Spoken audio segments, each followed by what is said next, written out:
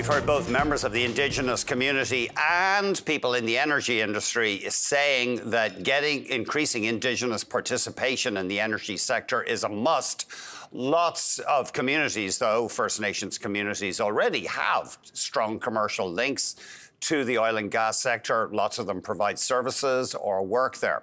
Our guest is a proponent of exporting LNG to Europe, but also advancing First Nations participation in energy. We're joined by Ellis Ross, BC Liberal MLA for Skeena. He is the provincial official opposition critic on energy and LNG, also former chief councillor of the Haisla Nation. It's great to talk to you once again, Ellis.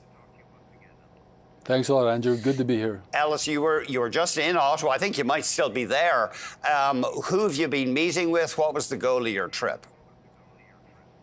Today is my day of meetings. I'll be meeting with the head of the Conservative Party. We've requested to meet with a representative of the federal Liberals, but that's going to have to be postponed for a later date.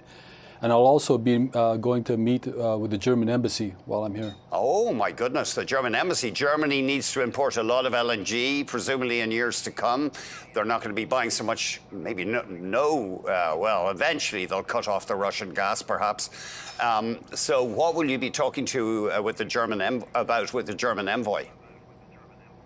Well, when the German Chancellor came to Canada, I actually invited them to BC to come talk to First Nations. Mm-hmm. And in BC, back in 2004, it was actually First Nations that brought the idea of exporting LNG to places all around the world. And we did it for 7 years until Christy Clark came into power and agreed with us.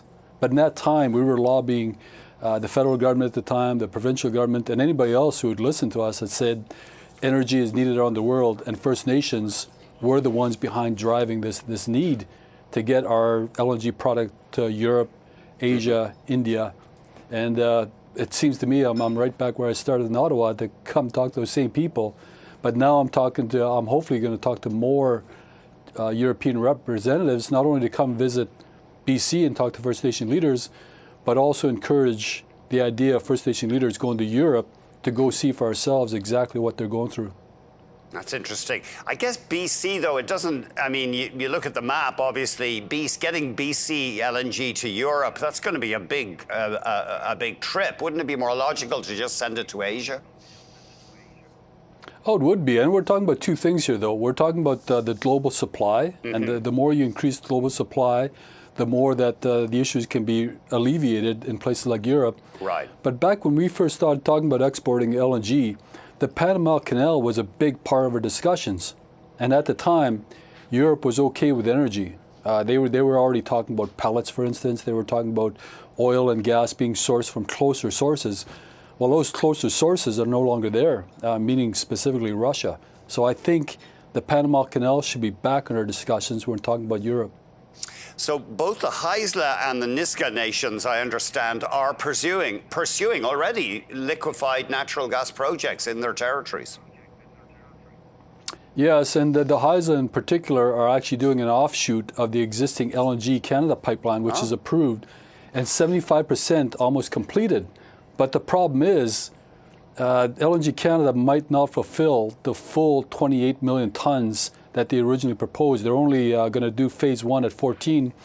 And the question of whether or not they'll complete the remaining capacity is still up in the air. So people thinking LNG Canada is actually going to be a part of the solution for global energy issues is not true. I don't think we'll actually see anything until maybe 2030. And so I'm actually quite interested in determining where does the federal government sit in the remaining capacity issues. Where does the provincial government sit? Where does LNG Canada sit? Somebody tell me, is BC going to reach its full potential to helping alleviate energy issues around the world, including Europe?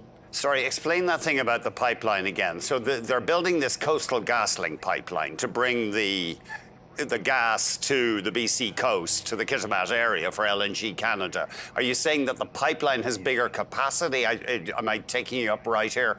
Has bigger capacity than LNG Canada is committed to use?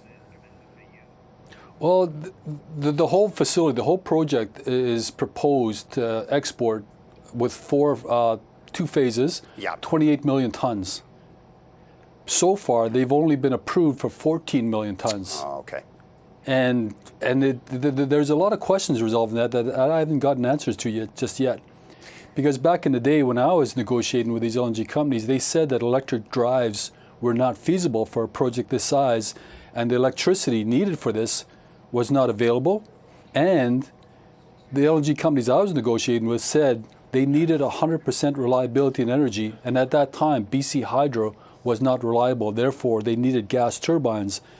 So I'm trying to figure out, okay, what has changed since then? Are electric drives being developed that can actually make this feasible for a larger project? Is the electricity supply there? And is it reliable enough for a $40 billion project to ship out 28 million tons annually of LNG to the world? I thought the big Site C development in BC meant that there would be electricity available. There would be, but the infrastructure to get that power to places like Kitimat is not quite settled just yet. And I was part of the negotiation with BC Hydro, and when they came up with so many different proposals to make sure that that electricity was available.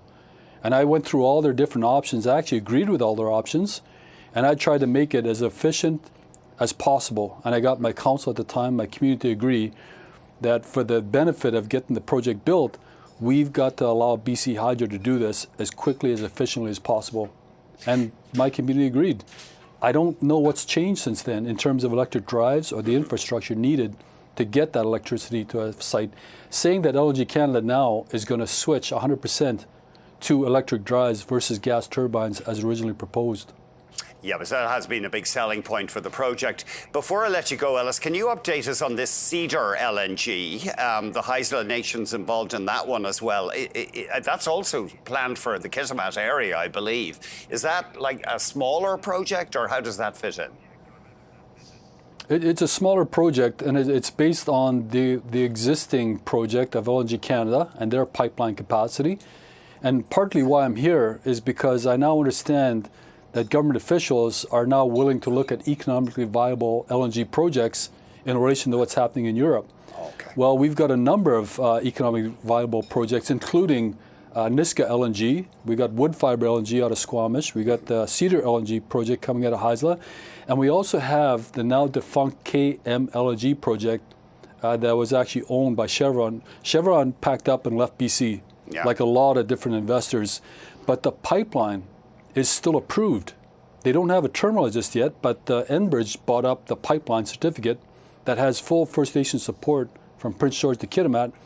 And so if Canada is now willing to look at economically viable projects, we've got a number of them BC waiting. And if they can streamline that in partnership with the BC government, I think we can actually help with LNG supply around the world. Ellis, thank you.